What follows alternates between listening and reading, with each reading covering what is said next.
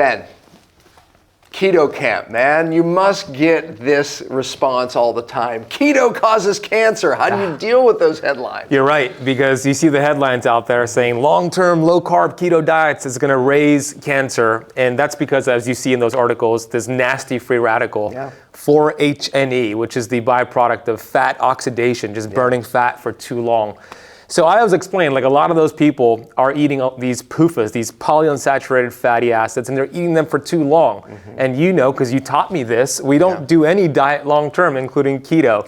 It's the diet variation. So that's the part of it that I explained. But you talked about it today on stage. So what would you say about that? Yeah, I mean, look, when I've read those studies, because I was very curious as well, right? And you have to be on this diet for a long time. And I think, to your point, though, it's unfair when you look at a study, because the amount of really adulterated vegetable oils, canola oils that people are eating, which is creating even more of the problem, is a big problem. But look, what I said from stage is, when you really, if you're staying in keto, in and out, moving in and out of keto, like an ancestral tribe would, you're not in it long enough to where this would build up to the levels of causing cancer. Exactly. So really, it's a moot point. Keto diets done correctly, moving in and out of them, is not going to lead to cancer. Quite the opposite. I would argue that it is an absolute battle for healthy cells. I mean, it's a defense.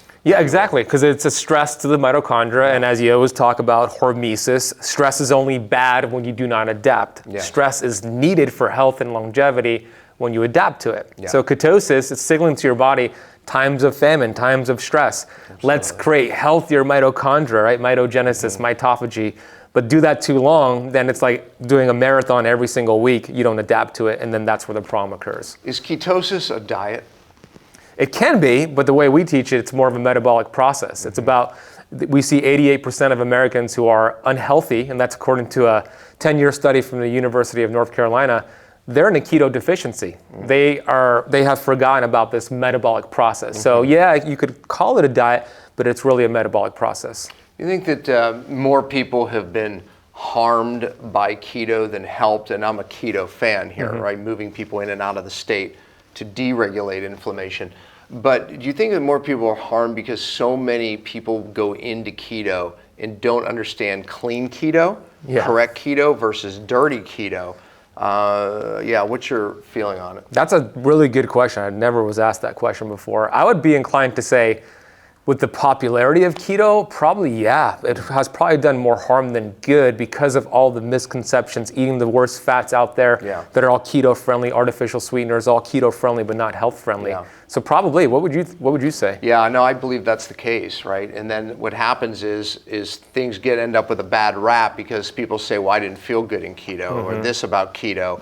Well, first of all, what keto diet are you actually doing? Look, when you and I go to dinner, we immediately tell the waiter or waitress, we are allergic to vegetable and canola oil. Why do we do that? Because we understand the damaging effects of these oxidative oils, the damaging effects they have in the cell for months, years, not hours, like just ingesting some sugar. But yet we go to dinner with many people in the space of I don't know, low carb, keto, whatever it is. And I don't hear them asking the question. Or we're at their conferences and they're serving us dinner and they have these seed oils in them. So you're right, and it confuses me, it boggles me. It's like the questions are, do they not really believe that it's that bad for you, or do they think they're doing so many things right that they could get away with a little bit of some hits? But to your point, years to get linoleic acid out of your body fat. It's creating inflammation in the mitochondria. So I don't know why they don't hammer the servers like we do. Yeah, absolutely. Makes all the difference. It does. All right, man. Appreciate it. Yeah, I appreciate you.